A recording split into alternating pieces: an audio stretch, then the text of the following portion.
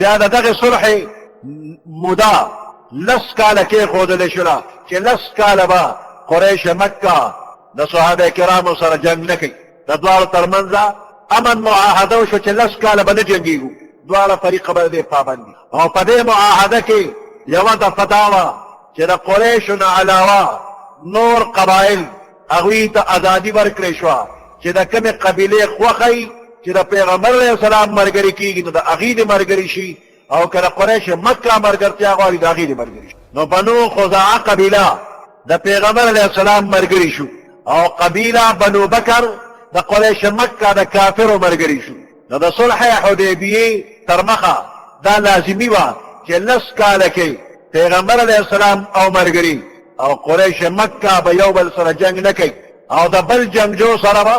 ملګرتیا او امداد هم نه کوي او کومه قبیله چې د کوم فریق سره ملګري شو هغوی به هم د دې صلح د دفعې پابند وي که په دغه فریق باندې چا حمله وکړه د پیغمبر علیه السلام په ملګرو باندې که چا حمله وکړه دا به په پیغمبر علیه السلام باندې حمله وي د مکې د کافرو ملګري که په هغوی چا حمله وکړه دا به قریش مکه باندې حمله ګڼلی شي نو په شپږم کال د هجرت دا معاهده وشوله او په اووم کال د هجرت د معاهدې مطابق پیغمبر علیه السلام سره د ملګرو عمرې نه لاړ او قضا عمره یې وکړله 3 ورځې مکه کې قیام وکړ د وعدې مطابق بیا واپس شو تر دغه وخته پورې د یو فریق نه هم د معاهدې خلاف ورزي نه ده شوې چې 6 میاشتې تېرې شوې نو بنو بکر قبیله چې د قریش مکه ملګرتیا یې کړې ده هغوی د شپې خزاعه قبیله باندې چې دا د پیغمبر علیه السلام ملګري په هغوی باندې بنو بکر د شپې حمله وکړله او قریش مکه هغوی د خپلو ملګرو په ملګرتیا کې رالل او د پیغمبر علیه السلام ملګري د شپې اول وټکول پیغمبر علیه السلام لرې دی دې نه خبرېږي نو قریشو د خپلو ملګرو سره ملګرتیا وکړه او د پیغمبر علیه السلام ملګري فریق اول خزاعه قبیله چې د پیغمبر علیه السلام ملګري دي هغوی د دې واقع اطلاع پیغمبر علیه السلام ته ورکړله چې قریشو وعده ماته کړله او د بنو بکر ملګرتیا وکړه او موږ سره جګړه وکړه قریش په ځان خبر شو چې غلطي وکړه بس خو قریشو ته پته وه چې په بدر کې په احد کې په خندق کې د پیغمبر علیه السلام ملګرو سره الله څنګه امداد کوي د قریش مکه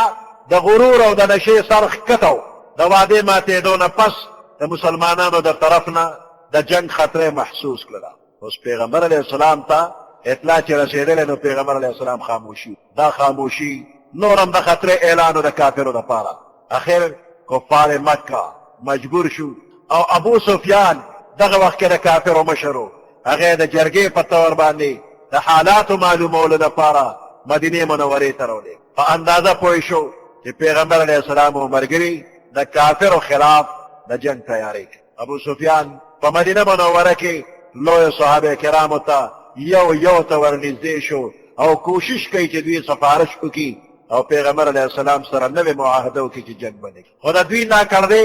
صحابه کرامو لیدلې وې هر یو ورته انکار وکړ ابو سفیان ناکام او نامراد مکې مکرمې ته واپس راغی قریش مکه باندې یو هیبت او یره راغله پیغمبر علیه السلام د رمضان په میاشت کې په 8م کال د هجرت د مدینې منورې نه یو عظیم لښکر تیار کړ او مکه مکرمه باندې د حملې په قصد راغی او اخر الله پاک مکه فتح کړله دغه وخت کې د قریشو لوی سرداران چې مخکې نه د اسلام حقانیت یقین اړه کې راغلی و خو د قام قبیلې د وجې نه د مسلمانۍ اعلان یې نشو کولی اوس یې موقع بیا موندله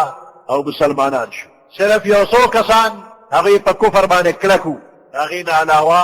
دا نور کافر هم راغلل او پیغمبر علیه السلام ته سلامي شو پیغمبر علیه السلام هغوی ته وفرمایل لا تثریب علیکم اليوم نن ورځ یو قسم ملامته نه دی ما ټول معاف کړی یوسف علیه السلام سره نورو څومره زیاتې کړو والته کول مړ کول په کوی کې غورځول په قافله باندې خرڅول هر څه کړي دي چې یوسف علیه السلام له الله قوت ورکړ حکومت یې ورکړ دا ټول وروڼه دا ورته سلامي شو هغه وخت کې یوسف علیه السلام څه ویل لا تثریب علیکم اليوم یوم ملامته نه ټول مې بخښلي دي نو پیغمبر علیه السلام د عام معافی اعلان وکړ وی د ظلم بدل اخیستل خو لویه خبره نن زه تاسو ملامته کوم هم نه به هر حال دغه وخت کې په مکه باندې د پیغمبر علیه السلام مکمل قبضه او حکومت راغی بیا په مکه کې او غیر چاپیره کافر چې هغې کې قسمونه دي یو قسم خلک هغه چې حدیبیه کې پیغمبر علیه السلام سره صلح کړې وه او هغه صلح یې ماته کړې وه او دغه ماتېدل د صلح د مکې د فتح سبب شو یو کافر ډله دقه دویمه ډله د کافرو داسې وه چې هغوی سره د صلح معاهده یو خاص نیټې پورې شوې وه او هغوی د صلح پابندي کړې وه بني کنانه د دې دوه قبیلې دي بني زمره بني مدلج دوی وعده پوره کړې ده چې کومه صلح یې کړې وه پابندي کړې ده او په هغې کې نیټه کې 9 میاشتې پاتې وې درېیمه ډله داسې وه چې هغوی سره صلح وه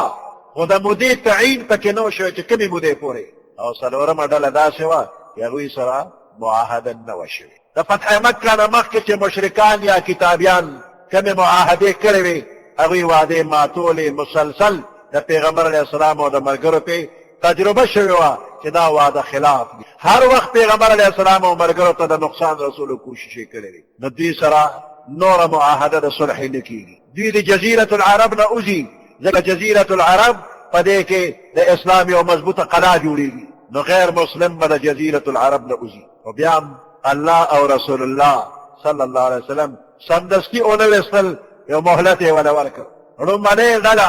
قریش مکه چې د حدیبیې صلح کې غداري وکړله هغوی له نور مهلت پکار نه و خو میاشتې د عزت وې او د عزت په میاشتو کې الله جنګ منې کړو نو د عزت د میاشتو خاطر وشو وی اشهر حرم پورې او چې کله اشهر حرم وځي نو فقتلوا المشرکین حیث وجدتموه دې قتل دویمه ډله چې هغوی سره معاهده شوې وه او د معاهدې پابندي کړې وه وعده خلافي یې نه وه کړې نو د هغوی 9 میاشتې پاتې دي 9 میاشتو پورې هغوی له مهلت ورکړي او درېیمه ډله چې هغوی سره د معاهدې موده متعین نه وه او څلورمه ډله چې هغوی سره معاهده ونه هغوی سره د بیزارۍ اعلان وکړي براءة من الله ورسول لومړني آیات کې د هغوی د براءت اعلان چا توبه وویستله نو دا کافر دا ګورې زمن دشمنان نه دي اصلي دشمنان زمن دا کافر نه دي ځکه چې یو کلمه ویله بیا مرور دی اصلي دشمنان زمونږ نه دي اصلي دشمن څوک دی شیطان هغه نه مسلماني او که د دنیا هر قسمه خطرناک کافر کلمه ویله په صدق باندې هغه د مسلمان رور د دشمني ختمه شو اصلي دشمن شیطان دی ان شیطان لکم عدو مبین شیطان ستاسو ښکاره دشمن دی چې کافر کلمه ویله هغه سره دشمني ختمه شو منافقانو کې بعضې خلک داسې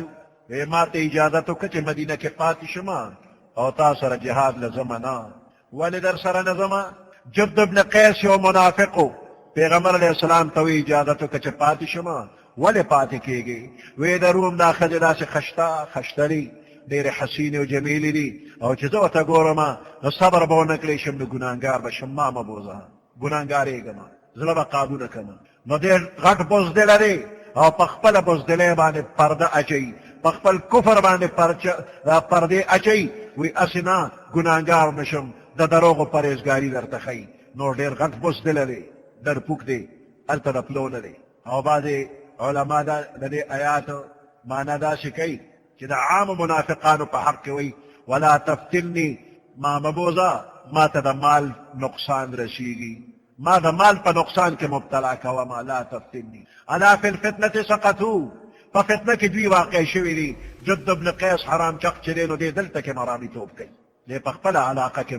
غلط حرکت کوي الله وایي هلته نظم بزرګۍ ماسې نه بزرګي مې خرابه شي او دا نور د مال په فتنه کې واقع شوي دي سوچه غوړي وغیره دا د طاقت څیزونه دي چې بنده یې خوري نو طاقت کې کېږي خو که دا سوچه غوړي یو داسې بنده له ورکړي چې د سینې بیماري سینه یې خرابه وي ته سم خیال دی به پې سروب شي نه دی پې سربېږي نه همدقه سوچه غوړي دي چې د روغ بنده لپاره د طاقت ذریعه ده او د بیمار لپاره د نور بیمارېدو ذریعه ده نو دا مال او اولاد دا د خدای نعمت دی مال